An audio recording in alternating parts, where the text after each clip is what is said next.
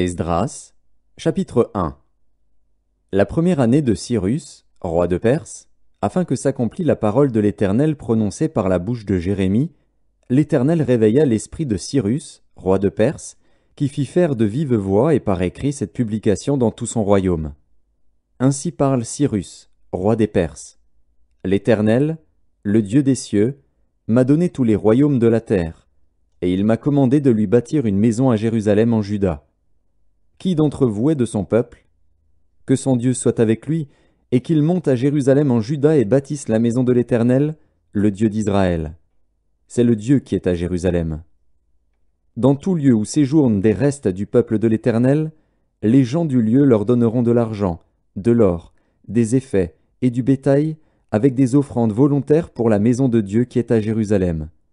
Les chefs de famille de Juda et de Benjamin, les sacrificateurs et les Lévites, tous ceux dont Dieu réveilla l'esprit, se levèrent pour aller bâtir la maison de l'Éternel à Jérusalem.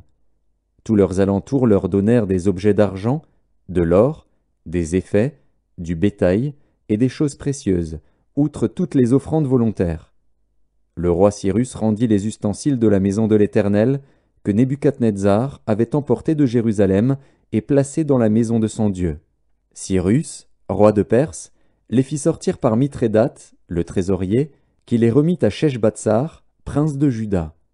En voici le nombre: 30 bassins d'or, 1000 bassins d'argent, 29 couteaux, 30 coupes d'or, 410 coupes d'argent de second ordre, 1000 autres ustensiles.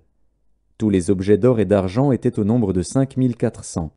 Sheshbatsar emporta le tout de Babylone à Jérusalem au retour de la captivité.